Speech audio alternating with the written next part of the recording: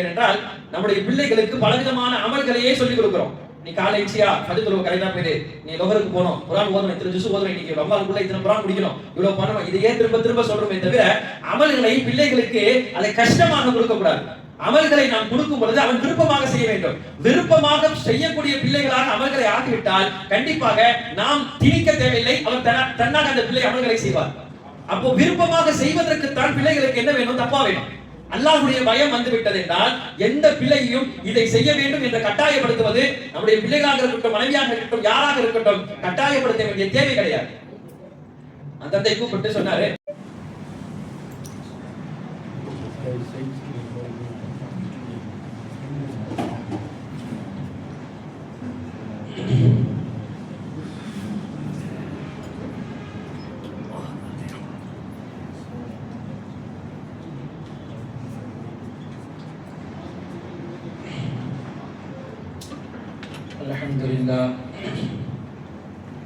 Alhamdulillahi Rabbil Alamin wassalatu wassalamu ala sayyidil mursalin wa ala alihi wa ashabihi ajma'in amma ba'd. Faqad qala Allah ta'ala fil Qur'anil azim wa fil Furqanil majid. Fa'udhu billahi minash shaitanir rajim. Bismillahir rahmanir rahim. Inna lil muttaqina mafaza. Sadaqallahul aliyyul azim.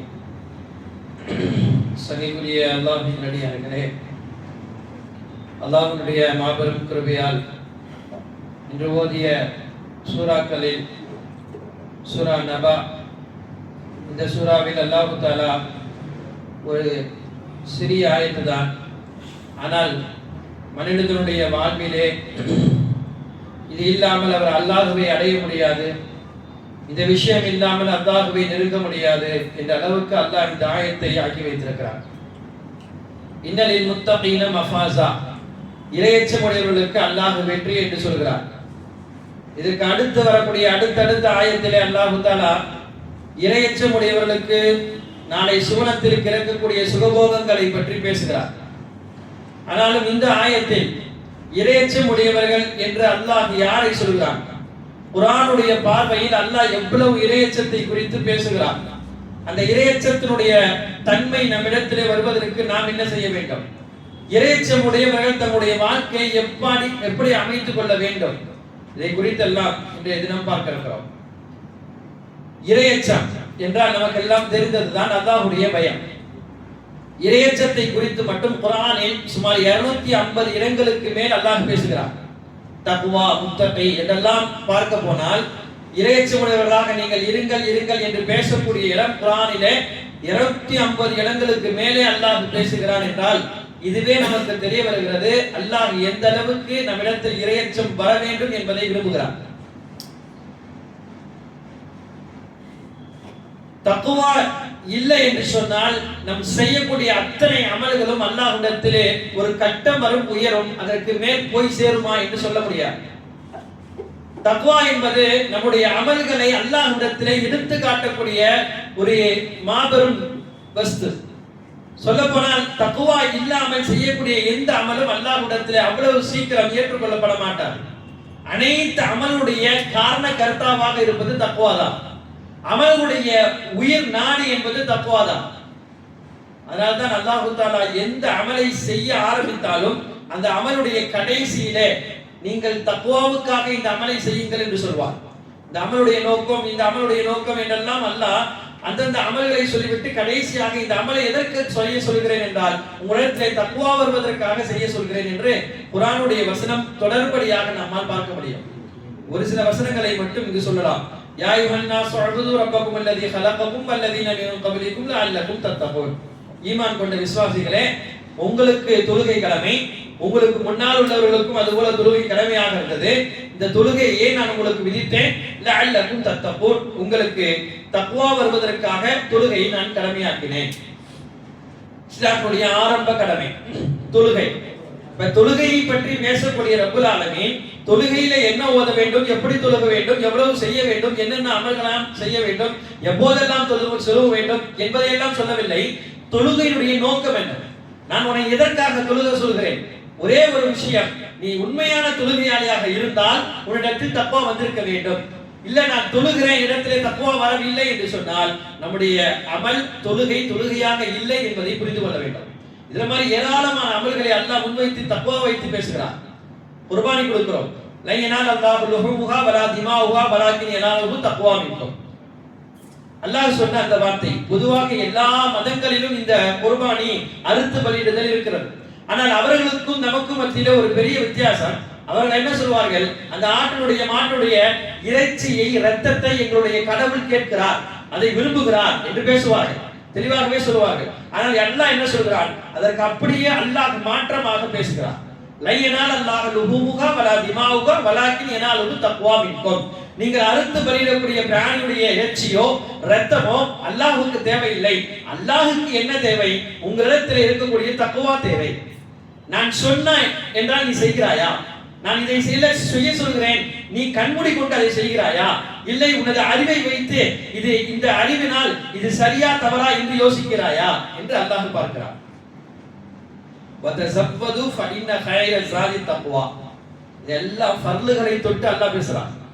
ஹஜ்ஜுக்கு போறோம், உம்ராக்கு போறோம், எவ்வளவோ நமக்கு தயாரிப்பு செய்யறோம், என்னென்ன சாமான் வேணும் எல்லாத்தையும் கணக்கு போடுறோம். ஹஜ்ஜிகப்ல இருந்து அதையும் அனுப்புறாங்க, இதை எடுத்துக்கோங்க அதை எடுத்துக்கோங்க, இதை விட்டுறாதீங்க, அப்புறம் உங்களுக்கு ரொம்ப கஷ்டமா போயிடும், எல்லாம் நம்ம பட்டியல் போடுறோம்.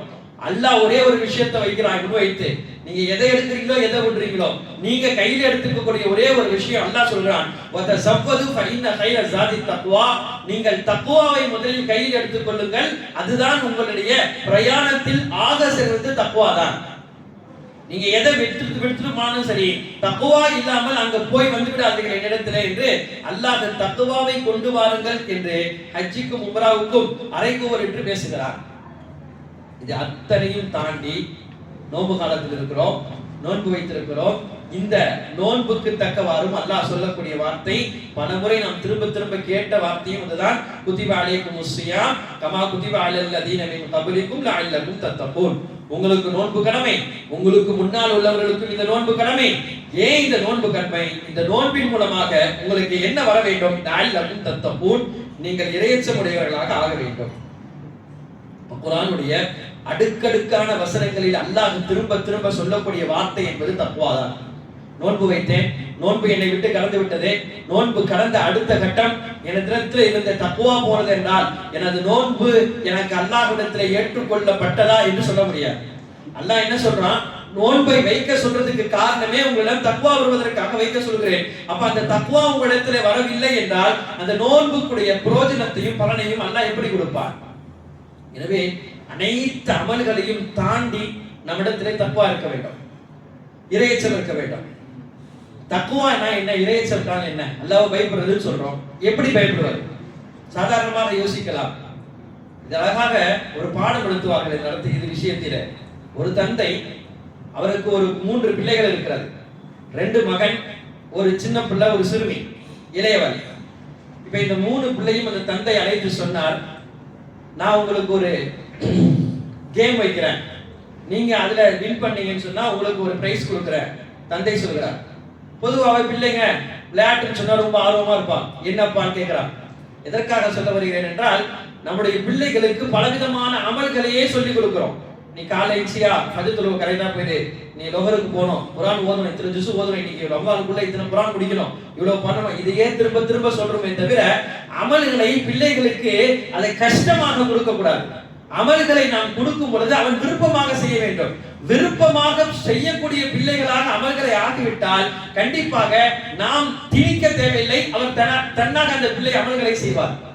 அப்போ விருப்பமாக செய்வதற்கு தான் பிள்ளைகளுக்கு என்ன வேணும், தக்வா வேணும். அல்லாஹ்வுடைய பயம் வந்து விட்டது என்றால் எந்த பிள்ளையையும் இதை செய்ய வேண்டும் என்று கட்டாயப்படுத்துவது, நம்முடைய பிள்ளைகளாக இருக்கட்டும், மனைவியாக இருக்கட்டும், யாராக இருக்கட்டும், கட்டாயப்படுத்த வேண்டிய தேவை கிடையாது. அந்த தந்தை கூப்பிட்டு சொன்னாரு, என்ன செய்யணும் அப்படின்னா, நான் உங்களுக்கு ஒரு நல்ல ஸ்நாக்ஸ் தரேன். இந்த ஸ்நாக்ஸை நீங்க 3 பேரும் யாருக்குமே தெரியாத இடத்துல போய் சாப்பிட்டு வந்துடணும். யாரு முதல்ல போய் சாப்பிட்டு வந்து என்கிட்ட சொல்றீங்களோ அவங்களுக்கு நான் ஒரு நல்ல ஒரு கிஃப்ட் தருவேன். ஆனா என்ன செய்யணும், ஒரே ஒரு நிபந்தனை, யாரும் பாத்திரக்கூடாது. நீங்க லேட்டா கூட வரலாம், ஆனா உங்களை யாரும் பாத்திரக்கூடாது. அந்த மாதிரி ஒரு இடத்துல போய் நீங்க சாப்பிட்டு வாங்க அப்படின்னு சொல்லி தன்னுடைய முதல் மகன், 2வது மகன், 3வது ஒரு சிறுமி, தன்னுடைய இளையவன் 3 பேத்துக்கும் ஸ்நாக்ஸை கொடுக்குறாங்க தந்தை. கொடுத்து விட்டு அனுப்பிடுறாங்க. உங்க டைம் ஸ்டார்ட் ஆயிடுச்சு, போயிட்டு ஒரு அரை மணி நேரம் கழிச்சு வாங்க. 3 பேரும் போயிடுறாங்க. பெரியவன் நல்ல தூரமா ஒரு இடத்துக்கு போனார். போய் பார்த்து இங்கேயும் அங்கேயும் பார்த்தா தூரத்துல இந்த பக்கத்துல இருந்து அந்த பக்கத்துல இருந்து ஆள் நடமாட்டமே இல்ல, ஒரு ஈகாக்கா கூட இல்ல. நல்ல சந்தர்ப்பம் இது, தந்தையுடைய வைத்த இந்த பரீட்சையில நம்ம தான் வெற்றி பெறுவோம் அப்படின்னு சொல்லிட்டு அவர் முதல்ல அந்த ஸ்நாக்ஸ் எல்லாம் சாப்பிடுறாரு. சாப்பிட்டு முடிச்சு வாயை தொலைக்காம ஓடுகிறார் தந்தைகிட்ட. தந்தை முடிஞ்சிச்சு, முதல்ல வந்தது அந்த பிள்ளை தான். சொன்ன உடனே சரி வெயிட் பண்ணுமா, உடைய தம்பி தங்கச்சி தான் வரட்டும். அடுத்து தம்பி அவங்களுடைய வீடுகளில் பல அறைகள் இருக்கு. அந்த வீட்டுல ஒரு அறைக்குள்ள போய் அதுல இன்னொரு அறைக்குள்ள போய் ஒவ்வொரு கதையா தாளிட்டு அங்க இருக்கக்கூடிய பாக்ஸ் சுத்தி இருந்த பாக்ஸ் எல்லாம் தன்னை சுத்தி வச்சு அந்த தலைக்கு மேல ஒரு பாக்ஸ் வச்சு கீழே உட்காந்து, யாருக்கும் தெரியக்கூடாது சொல்லியிருக்காங்கல்ல, அதனால கீழே உட்காந்து அதெல்லாம் சாப்பிட்டு வாயெல்லாம் தொலைச்சிட்டு ஒவ்வொரு பாக்ஸையா எடுத்துட்டு அப்புறம் தந்தைகிட்ட அவள் வரார். 3வது சின்னவள் இளையவள் அவளும் வந்து நிற்கிறார். இப்போ தந்தை கேட்கிறார் முதலிலே வந்த தனது மகனிடம், நீ எப்படி சாப்பிட்ட, ஸ்நாக்ஸ் கொடுத்தேன், எங்க போய் சாப்பிட்ட, எப்படி சாப்பிட்டீங்க சொல்லுங்க. அப்போ அந்த பிள்ளை சொன்னான், அதான் நீங்க யாருக்கும் தெரியக்கூடாதுன்னு சொல்லியிருக்கீங்க, அதனால நான் இந்த தெருவுல இல்ல, அந்த தெருவுலாம் தாண்டி போயிட்டேன். அங்க போனது மட்டும் இல்ல, அங்க எல்லா பக்கமும் நான் பார்த்தேன், எந்த ஈகாக்கா ஒண்ணுமே இல்ல, மனுஷன் இல்ல, எந்த ஜீவராசி கூட என்ன பார்க்கல, நான் அப்படி சாப்பிட்டு வந்துட்டேன், எனக்கு தான் நீங்க பிரைஸ் தரணும். சரி தம்பி என்ன சொல்றான்னு கேட்போம். நீ என்னம்மா சொல்ற, எப்படி சாப்பிட்ட? அதான் நம்ம வீட்டுல 2-3 ரூம் இருக்கு, எல்லா ரூமுக்கும் போனேன், கடைசியில ஒரு ரூம், அந்த ரூம்ல நீங்க பெட்டியெல்லாம் வச்சிருக்கீங்க, அந்த பெட்டியெல்லாம் சுத்தி வச்சுக்கிட்டு என் மேல போட்டியை போட்டுக்கிட்டு நான் சாப்பிட்டேன். இப்ப என்ன யார் பார்க்க முடியும்? நீங்க பாத்தீங்களா? உங்களுக்கு கூட தெரியாது நான் இப்படி சாப்பிட்டுருப்பேன்னு. நான் அப்படி சாப்பிட்டேன். சரி, அப்புறம் கடைசியாக தங்கச்சியை கேட்டாங்க, நீ என்னம்மா எப்படிமா சாப்பிட்டேன்னு சொல்லும் பொழுது அதுவரையும் மறைத்திருந்த அந்த பட்டத்தை அந்த சிறுமி எடுத்து தந்தைக்கு முன் காட்டுகிறார். தந்தை கேட்டாங்க, என்னம்மா நீ சாப்பிடலையா? அண்ணன் சாப்பிட்டான், தம்பி சாப்பிட்டான், உனக்கு பிரைஸ் வேணாமா, நீ சாப்பிடலையா? கேட்கும் பொழுது அந்த சிறுமி சொன்ன பதில், அத்தா அண்ணன் யாருமே இல்லைன்னு சொல்லி தூரமா இடத்துக்கு போனாங்க, எனக்கும் அந்த இடம் தெரியும், ஆனா நானும் அங்க போயிருக்கலாம். என்னுடைய சின்ன அண்ணன் ரூம்குள்ள போய் யாருக்கும் தெரியாம சாப்பிட்டாங்க, அந்த இடம் எனக்கு தெரியும், நானும் அங்க போயிருக்கலாம். ஆனா எனக்கு என்ன யோசனைன்னா, நான் எங்க போய் நின்றாலும் கூட யாரும் பார்க்கவில்லை, ஆனால் அல்லாஹ் பார்த்து கொண்டிருக்கிறான். அல்லாஹ் பார்க்காத ஒரு இடத்திலே நான் சாப்பிட வேண்டும். உங்களுடைய நிபந்தனை அதுதான், யாரும் பார்க்காத இடத்துல சாப்பிடணும்னு சொல்லியிருக்கீங்க. அப்ப யாரும் பார்க்காத இடம் என்று சொன்னால் நான் எந்த இடத்திற்கு போனாலும் என்னை படைத்தவன் என்னை பார்த்து கொண்டே இருக்கிறான், என்னால சாப்பிட முடியல, கொண்டுட்டு வந்துட்டேன்னு சொல்லும் பொழுது அந்த தந்தை கட்டி பிடித்து தன்னுடைய மகளை முத்தமிட்டு சொன்னால், உனக்குத்தான் பரிசு கொடுக்க போகிறேன் என்று சொல்லி பரிசை கொடுத்தார். இந்த தக்குவா பிள்ளைகளிடம் வந்துவிட்டால் எந்த அமல்களின் பக்கமும் வற்புறுத்த தேவையில்லை, இதை செய்ய வேண்டும் என்று சொல்ல தேவையில்லை. தக்குவா வந்துவிட்ட அமல்களுக்கு அது தன்னால பிள்ளை செய்ய ஆரம்பிச்சிடும். நம்ம சாதாரணமா தக்குவாவை நமக்குள்ள வரணும்னா நம்ம முதல்ல அதற்குரியவர்களாக ஆகணும். எல்லா நேரத்திலையும் பிள்ளைகள்கிட்ட இந்த விஷயத்த சொல்லணும், அல்லாஹ் அவனை பார்க்கறான், அல்லாஹ் பார்த்துட்டே இருக்கிறான், மத்தவங்க உன்னை பார்க்கறத விட அல்லாஹ் பார்க்கறான்றத உன் உள்ளத்துல கொண்டு வந்தனா மத்த எந்த விஷயங்களையும் நீ செய்யாமையே மத்தவங்க சொல்லாமையே உன்னால செய்ய முடியும் என்ற நினைப்புக்குள் பிள்ளைகளை ஆக்கப்பட்டால் கண்டிப்பாக அந்த பிள்ளைகள் வருங்காலத்தில் இறையச்சமுடைய பிள்ளைகளாக ஆக வருவார்கள் என்பதில் சந்தேகமில்லை. தக்குவா ஒரு 3 வகையாக பிரிக்கிறார்கள். முதல் வகை என்பது நம்முடைய அனைத்து விதமான இணை வைப்பை விட்டும் நம்மை நாம் காத்துக்கொள்ள வேண்டும், ஷிர்க் செய்யாமல் இருக்கணும். ஷிர்க் 2 வகை, இணை வைத்தல் 2 வகை. ஒன்னு ஷிர்கே ஜலி என்று சொல்வார்கள், ஷிர்கே ஷஃபி என்று சொல்வார்கள். ஷிர்கே ஜலி என்று சொன்னால் வெளிப்படையாக அல்லாஹ்வுக்கு இணை வைக்கிறார். உலகத்தில் எந்த பெயர் தாங்கி முஸ்லீம் கூட அப்படி இணை வைக்க மாட்டான். அல்லாஹ்வுக்கு வெளிப்படையான இணை வைப்பது என்பது எந்த ஒரு முஸ்லிமாலும் அது செய்ய முடியாது. இரண்டாவது இருக்கிறது, இதுதான் ஷிர்கே ஷஃபி என்று சொல்வார்கள். இது என்னன்னா நம்முடைய உள்ளத்தில் இருக்கும், ஆனால் நமக்கே தெரியாது நாம் அல்லாஹ்வுக்கு ஷிர்க் வைக்கிறோம், அல்லாஹ்வுக்கு இணை வைக்கிறோம் நமக்கே தெரியாமல் நாம் இணை வைத்துக் கொண்டிருப்போம். உதாரணமாக மற்றவர்கள் பார்வைக்காக செய்யக்கூடிய அமல்கள் என்பது கண்டிப்பாக அல்லாஹ்விடத்தில் அது அல்லாஹ்வுக்காக செய்யப்பட அமலாக கருதப்படாது. சாதாரணமா நம்ம தொழுகிற தொழுகைக்கும் மற்றவங்க பார்த்தாங்கன்னா அப்ப தொழுகிற தொழுகைக்கும் ஒரு வித்தியாசம் இருக்கும். அது மாதிரியான வித்தியாசம் இருந்தால் அந்த தொழுகை கேள்விக்குரியது. இல்ல யாரு பார்த்தாலும் நான் இப்படிதான் தொழுகிறேன், யாரு பார்க்கலனாலும் நான் அப்படிதான் தொழுவேன், அததான் ஓதுவேன், அதுதான் தொழுவேன், அப்படி இருந்தா நம்முடைய அமல்கள் நடுநிலையாக இருக்கிறது என்று பொருள். அப்ப அமல்கள் அது மாதிரியாக ஆயிடக்கூடாது, யாருடைய பார்வைக்காக வேண்டியும் அமல் ஆயிடக்கூடாது. எவ்வளவோ அமல் செய்யலாம், ஆனால் அமல்கள் பார்வைக்காக ஆயிடக்கூடாது. நாளை மறுமையிலே ஒரு ஷஹீதை கொண்டு வரப்படும், அல்லாஹ் அவர்கிட்ட விசாரிப்பான். நமக்கு தெரியும் நான் உனக்கு பெரிய உடல் ஆரோக்கியத்தை கொடுத்திருந்தேன், உடல் பலத்தை கொடுத்திருந்தேன், இந்த உடல் பலத்தை வைத்து நீ எனக்கு என்ன செய்தாய்? அவர் சொல்வார், யா அல்லாஹ், உனது மார்க்கத்திற்காக நான் போரிட்டேன், பல போர்களை சந்தித்தேன், ஒரு போரிலே நான் வஃபாத்தானேன், என்னை ஷஹீதாக்கப்பட்டது என்று சொல்வார். அவருக்கு அல்லாஹ் சொல்வான், நீ பொய் சொல்கிறாய், நீ ஷஹீதானா என்பது உண்மை, ஆனால் எனக்காக நீ ஷஹீதாகவில்லை, உன்னை எல்லோரும் போராளி என்று சொல்ல வேண்டும், உன்னை ஷஹீத் என்று சொல்ல வேண்டும் என்பதற்காக நீ போர் புரிந்து ஷஹீதானாய் என்று அல்லாஹ் சொல்வார். ஒரு பெரிய ஆலிம் வருவார், மார்க்க அறிஞர் வருவார், நான் கொடுத்த கல்வியை வைத்து மார்க்கத்தை எந்த அளவுக்கு மக்களிடத்தில் பரப்பினாய், நீ எந்த அளவுக்கு அமல் செய்தாய் என்று கேட்கப்படும். அவர் ஆலிம் சொல்வார், யா அல்லாஹ், நான் ஏராளமான அமல்கள் செய்தேன், கொடுத்த கல்வியை மக்களுக்கு பரப்பினேன் என்று அதிகமாக அல்லாஹ்விடத்திலே தன்னை பற்றி சொல்வார். அல்லாஹ்வும் அதை தான் சொல்வான், நீ கொடுத்த கல்வியை அமல் செய்தாய், மக்களிடத்திலே பரப்பினாய், ஆனால் உன்னை எல்லோரும் ஆலிம் என்று சொல்ல வேண்டும், உன்னை எல்லோரும் மார்க்க அறிஞர் என்று சொல்ல வேண்டும் என்பதற்காக நீ அமல் செய்தாய், நீயும் ஒரு இடத்தில் தனியாக அவரையும் அவருடன் சேர்த்து அல்லாஹ் நிற்க வைப்பான். மூன்றாவது ஒரு செல்வந்தர் வருவார், நான் கொடுத்த செல்வத்திற்கு நீ என்ன செய்தாய்? அவரும் அதையே சொல்வார், யா அல்லாஹ், நீ கொடுத்த செல்வத்தில் நான் ஏராளமாக தர்மங்கள் செய்தேன், வறியவர்களுக்கு அள்ளி அள்ளி வாரி வாரி கொடுத்தேன் என்றெல்லாம் சொல்வார்.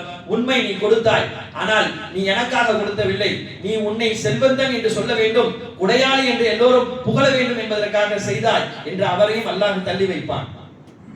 தள்ளி வைத்து மூவரையும் மலக்குமார்களிடம் ஆணையிட்டு தலைக்குப்பர் கொண்டு போய் நரகத்திலே வீழ்த்தப்படும் என்பதாக ஹதீஸ் காண கிடைக்கிறது.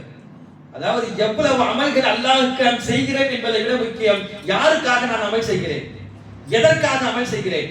ஒரு ஏராளமான தொழுகைகள் தொழுவது என்பதை விட நான் தொழக்கூடிய ஒரு சின்ன சின்ன தொழுகைகள், சின்ன சின்ன இபாதத்தாக இருந்தாலும் அது முழுக்க முழுக்க அல்லாஹ்வுக்காக இருக்கும் பொழுது அந்த அல்லாஹ் அந்த இபாதத்தை பரிசுத்தமாக ஏற்றுக்கொள்கிறார். எனவேதான் ஹதீஸ் இப்படி வரும், அல்லாஹ் ஒரு மனிதரை பார்த்து ஆச்சரியப்படுகிறார், சந்தோஷம் அடைகிறார். எந்த மனிதர் தெரியுமா? யாருமே இல்லாத ஒரு காட்டிலே, ஒரு பாலைவனத்திலே சரியான நேரம் வந்தவுடன் வாங்க சொல்லி அல்லாஹ்வுக்காக தொழுகிறாரே, இவரை பார்த்து அல்லாஹ் தஆலா மலக்குமாரிடம் புகழ்ந்து பேசுகிறார். என்ன சொல்கிறான்? எனது அடியான் பார், யாராவது அவனை பார்ப்பாங்களா? யாருமே பார்ப்பதற்கு ஆள் இல்லை. இந்த கட்டத்தில் அவன் தொழுக வேண்டுமா? விட்டு இருக்கலாம். ஆனால் அவன் தொழுகிறான். என்ன காரணம்? நான் கேட்பேன், நான் பார்க்கிறேன் என்று சொல்கிறானே, இவனுடைய தொழுகைக்கு சமமாக உலகத்தில் யாருடைய தொழுகை வரும் என்று ஒரு மனிதன் மறைவாக செய்யக்கூடிய அமல்களை குறித்து அல்லாஹ் பாராட்டி பேசுவான் என்பதை நம்மால் ஹதீஸ்களில் காண முடிகிறது. எனவே யாருடைய பார்வைக்கும் உண்டான அமல் ஆகிவிட்டால் அது ஒரு வகையான மறைவான ஷிர்காக ஆகிவிடுகிறது. இரண்டாவது, தக்வா என்பதற்கு இரண்டாவது பொருள் சொல்கிறார்கள், அல்லாஹ் சொன்னதை சரியாக செய்வது. அல்லாஹ் சொன்னவுடன் அதை அப்படியே நிறைவேற்றுவது. சொல்ல போனால் இப்ராஹிம் அலைஹிஸ்ஸலாமுடைய வாழ்க்கை அதற்கு மிகப்பெரிய ஆதாரம் சுருதியாக நமக்கு காண கிடைக்கும். என்ன சொன்னார்கள்? அந்த மகனை அல்லாஹ்வுக்காக கொடுக்க சொன்னான் அல்லாஹ் தஆலா. எந்த கேள்வியும் கிடையாது, எந்த விதமான ஒரு மனசுல ஊசலாட்டமும் அல்ல. இத்தனைக்கும் அந்த மகனை 120 வருடங்களாக தவமிருந்து அவர்கள் பெற்றெடுத்திருக்கிறார்கள். ஒரு விதமாக அல்லாஹ் கிட்ட அல்லாஹ் கொடுத்துதான் ஆகணுமா, இது எப்படி, ஏன், எந்த பதிலும் கிடையாது. அல்லாஹ்ட்ட பேசல. அல்லாஹ் சொன்னதை மகனிடம் வந்து கேட்கிறார்கள். மகனிடம் அனுமதி கேட்க அந்த மகன் என்ன சொன்னார்? இப்ராஹிம் அலைஹிஸ்ஸலாமுக்கு பிறந்த குழந்தை எப்படி இருக்கும்? அந்த சாயலில் அல்லவா இருக்கும். மகனும் சொன்னார், தந்தையே, அல்லாஹ் உங்களுக்கு சொன்னதை நீங்கள் எந்த விதமான மன கஷ்டமும் இல்லாமல் செய்யுங்கள், என்னை பொறுமையானனாக நாளை மறுமையிலே காண்பீர்கள் என்று இஸ்மாயில் அலைஹிஸ்ஸலாம் சொல்ல அவர்களுக்கு நடந்த அந்த உரையாடல் மிக அழகாக இருக்கும். கடைசி கட்டம், ஒரு தந்தை ஒரு மகனை அறுப்பதென்றால் என்ன, சாதாரண ஒரு பூச்சி புழுவை கூட நம்மளால் அவ்வளவு சீக்கிரமாக சாகடிக்க முடியாது. அதையும் தாண்டி மனிதர்களை, சிறுமிகளை கை வைத்து நாம் கொலை செய்ய வேண்டும் என்றால் எந்த ஒரு மனிதனாகவும் அதை சிந்தனை கூட செய்ய முடியாது. ஆனால் அதை அல்லாஹ் சொல்லிவிட்டான் என்ற கட்டத்திலே கத்தியை கையிலே தூக்கிறார்கள், அறுக்க முற்பட்டு வருகிறார்கள். இஸ்மாயில் அலைஹிஸ்ஸலாம் சொல்கிறார்கள், தந்தையே, என் முகத்தை பார்க்க வேண்டாம், எனது முகத்தை திருப்பிக் கொள்ளுங்கள், என் கண்களை கட்டிக் கொள்ளுங்கள், உங்களால் அறுக்க முடியாது. என்னதான் நபியாக இருந்தாலும் கூட, அல்லாஹ் சொன்னதை செய்வதற்கு அவர் தயாராக இருந்தாலும் அல்லாஹ் கொடுத்த அந்த பாசமும் பிணைப்பும் எப்படி அவரிடம் உள்ளத்திலிருந்து எடுக்கப்பட முடியும்? ஆனால் அல்லாஹ் சொல்லிவிட்டான் என்பதை செய்ய முற்பட்டு வந்தார்கள். அல்லாஹ் சொன்னதை செய்வது என்பது இதுதான் தக்வாவுடைய அடுத்த தரம். மூன்றாவது தக்வா, இது நபிமார்களுக்கே இருந்த உச்சகட்டம். என்ன? நமக்கு எதிலெல்லாம் சந்தேகமாக இருக்குமோ அதை விட்டு நாம் தவிர்த்து கொள்ள வேண்டும். இன்னைக்கு ஏராளமான கேள்விகள் இதுல தான் வருது. அதாவது இந்த வியாபாரம் செய்யற, அந்த வியாபாரம் செய்யற, கிரிப்டோ கரன்சியா, அது காயின், இது அப்புறம் லோனு, மற்ற விஷயங்கள், லைஃப் இன்சூரன்ஸ், ஏராளமான கேள்விகள் வருது.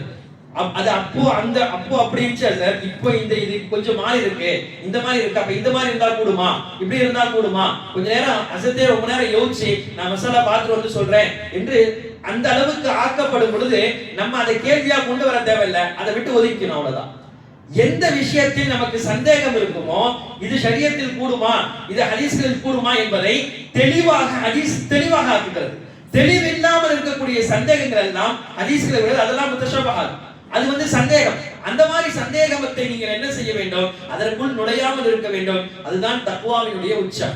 விட்டுறலாம். நாளைக்கு அல்லாஹ்ட்ட போய் அதை சொல்லலாம், யா அல்லாஹ் இந்த விஷயத்தை நான் செய்ய விருப்பப்பட்டேன், ஆனால் எனக்கு இதுல தெளிவு இல்லை, தெளிவு இல்லாமல் நான் கேட்டேன், இதை விட சொன்னார்கள், நான் விட்டு விட்டேன். தக்வாவுடைய உச்சத்திற்கு அல்லாஹ் கொடுக்கக்கூடிய ஒரே ஒரு நமக்கு கொடுக்கக்கூடியது சொர்க்கம் மட்டும்தான். குர்ஆனிலே அதை அல்லாஹ் சொல்கிறான்.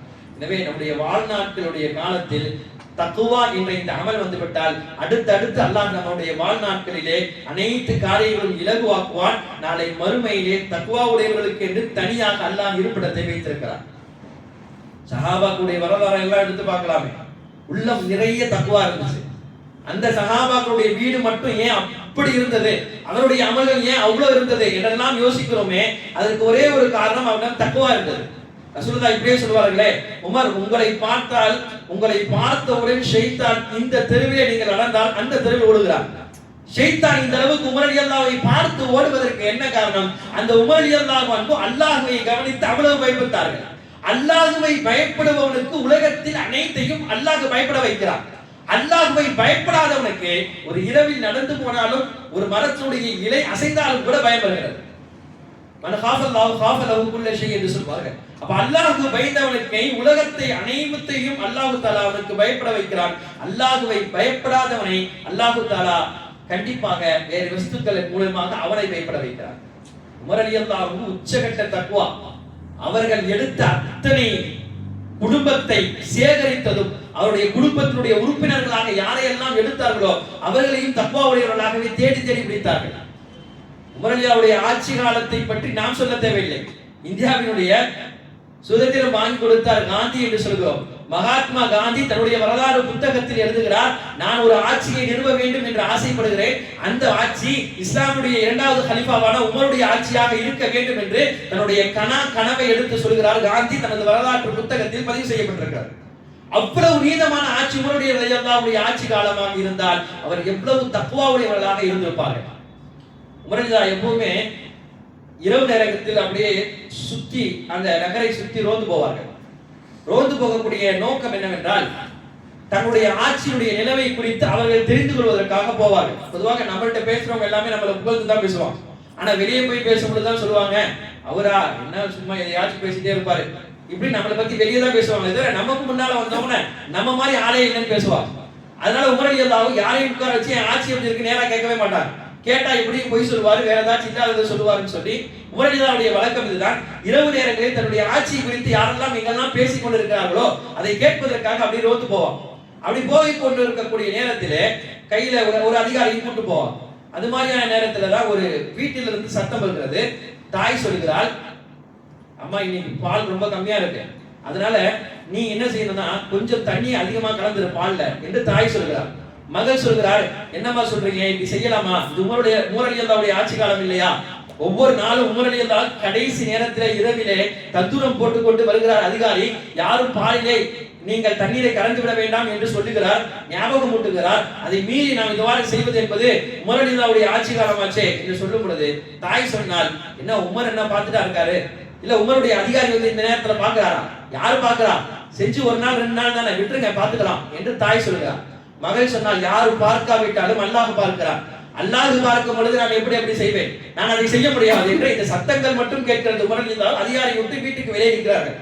இப்ப அதிகாரிடம் சொன்னார்கள், இந்த வீட்டை நீங்க ஒரு மார்க் பண்ணிக்கோங்க. அந்த காலத்துல அதுதான், இந்த மாதிரியான ஏதாவது ஒரு செய்தி வந்துச்சுன்னு சொன்னா அந்த வீட்டுல ஒரு குறி, அவங்களுக்கு தெரிஞ்ச மாதிரி ஒரு குறி போட்டுருவாங்க. காலையிலே நல்ல விஷயம்னா அவரை கூடுவாங்க, கெட்ட விஷயம்னாலும் கூப்பிட்டு உமர் ரலியல்லாஹு எச்சரிப்பார்கள். இது ஒரு வழமை. அது மாதிரி அந்த அதிகாரி வந்து அஸ்லம் என்ற ஒரு அதிகாரி அந்த வீட்டுல ஒரு கோடிட்டு வைத்தார், அவருக்கு புரியக்கூடிய வகையில். அடுத்த நாள் காலையிலே உமர் ரலியல்லாஹு தனது மகன்களை எல்லாம் கூப்பிட்டு வைத்து சொன்ன வார்த்தை இதுதான், உங்களுக்கு தக்வா நிறைந்த ஒரு பெண்ணை மணமகளாக நான் பார்த்திருக்கிறேன், உங்களில் யார் நிக்கா செய்வதற்கு தயார்? நிக்கா செய்வது என்பது சாதாரண விஷயமா? ஒரு தந்தை ஒரு ஒரு மகளை ஒரு தனக்கு மருமகளை எடுக்கிறார் என்றால் அவன் எப்படியெல்லாம் தனது மகளை எடுக்க வேண்டும் என்று நாம் நினைப்போம். ஒரு தந்தையாக நாம் எல்லாம் யோசிப்போம். ஆனா உமர் ரலியல்லாஹு சொல்லி செய்யக்கூடிய இந்த விஷயம் இருக்கு தெரியுமா, இதுதான் உச்சகட்டம். அல்லாஹ்வும் குர்ஆனிலே பெருமானார் ஸல்லல்லாஹு அலைஹி வஸல்லம் அதைத்தான் சொல்வார்கள். நீங்கள் நிக்காவுக்காக தேர்ந்தெடுக்கக்கூடிய பெண்மணி என்பவர்கள் அவர்களுக்கு பணம் இருக்கலாம், செல்வம் இருக்கலாம், அழகு இருக்கலாம், குலகோத்திரம் இருக்கலாம், எல்லாம் இருக்கலாம். ஆனால் நீங்கள் பார்த்துக் கொள்ளுங்கள் ஃபஃபு தாலத்தீன், தீன் இருக்கிறதா என்பதை பார்த்துக் கொள்ளுங்கள் என்று ரசூலுல்லாஹி ஸல்லல்லாஹு அலைஹி வஸல்லம் சொல்வார்கள். அதனால பெருமானார் ஸல்லல்லாஹு அலைஹி வஸல்லம் சொன்ன அந்த வாக்குக்கு இணங்க உமர் எதையுமே பார்க்கல. தீன் இருக்கிறது, தக்வா இருக்கிறது, உங்களை யார் நிக்கா செய்யறதுக்கு தயார்? அவருடைய மகன் ஆசிம் அவர் நான் தயார் என்று சொல்லும் பொழுது அடுத்த உடனே ஜனாதிபதி உமர் ரலியல்லாஹு அன்ஹு அவர்களுக்கு குடிசை வீட்டு கடைக்கோடி பெண்ணுடைய குடிசை வீட்டிலிருந்து மருமகள் வருகிறார். அவர்களுக்கு பிறந்த குழந்தை லைலா என்று சொல்லக்கூடிய ஒரு மகள். அந்த மகளுக்கு பிறந்த குழந்தை தான் அப்துல்லாஹ் இப்னு உமர் இப்னு அப்துல் அசீஸ் என்று சொல்லக்கூடிய உமர் ரலியல்லாஹுவை போன்றே ஆட்சி செய்த கிட்டத்தட்ட கலீஃபாக்களிலே 5வது கலீஃபா என்று பெயர் எடுத்த உமர் இப்னு அப்துல் அசீஸ் ரஹ்மத்துல்லாஹி அலைஹி. இதன் வரலாற்றெல்லாம் எங்கிருந்து வருகிறது என்றால் அதற்கு இருந்த அவருடைய தக்வாவுடைய அடிப்படையிலே ஆரம்ப காலத்திலே அவர்கள் இருந்த தக்வாவும் அவருடைய இருந்த இறையச்சமும் தான் தொடர்படியாக வாழையடி வாழையாக வருகிறது. எனவே நமக்கு எவ்வளவு தக்வா இருக்கிறதோ அதுதான் நமது பிள்ளைக்கு இருக்கும், நமது வாரிசுகளுக்கு இருக்கும். நமக்கு தக்வா இல்லை, நாம் அல்லாஹ்வை பயப்படவில்லை, அல்லாஹ்வுடைய எச்சரிக்கை நமக்கு வரவில்லை, பார்ப்பவர்களுக்காக நாம் பல விதமான அமல்களை செய்து பெற்றோர் பிள்ளை அதை பார்த்து விட்டான் என்றால் அதை விட வேறு விஷயத்தை நமது பிள்ளைக்கு சொல்லித்தர தேவையில்லை. சில விஷயம் நம்ம அப்படி செய்வோம், என்னன்னு சொன்னா சின்ன பிள்ளை தானே அப்படின்னு நினைச்சு இந்த விஷயத்தை நம்ம அசால்ட்டா செஞ்சிருவோம். ஆனால் பிள்ளைகளுக்கு நாம் சொல்லும் பாடத்தை விட கவனிப்பும் பாடத்தில் தான் அதிக ஈர்ப்பு இருக்கும். நம்முடைய பிள்ளைகள் வீட்டில் இருக்கக்கூடிய காலங்களிலே அந்த நேரத்திலே நம்மை கவனிக்கும் பொழுது கவனித்து அவர்கள் ஈர்க்கக்கூடிய அந்த பாடங்கள் என்பது அவருடைய உள்ளத்தில் படிப்பை விட அதிகமாக புகுகிறது. சாதாரணமா நம்ம நினைக்கிற ஒவ்வொரு விஷயம் அல்ல, அந்த பிள்ளைகளுடைய வாழ்க்கை என்பது நம்மை பார்த்து பார்த்து பார்த்து பழகுவது தான் இருக்கிறது. எனவே தக்வா என்பது எங்கோ தேட வேண்டிய விஷயம் அல்ல, நம்முடைய உள்ளத்திற்குள்ளே இருக்கிறது. அல்லாஹ்வை ஒவ்வொரு விஷயத்தையும் நாம் செய்யும் பொழுது அல்லாஹ் என்னை பார்க்கிறான், இது மார்க்கத்தில் கூடுமா கூடாதா என்பதை யோசித்தால் அதுவே உச்சகட்ட தக்வா. நம் அனைவரையும் அல்லாஹ் தக்வா உடையவர்களாக ஆக்குவானாக. வாஹிரு தஅவானா அல்ஹம்துலில்லாஹி ரப்பில் ஆலமீன்.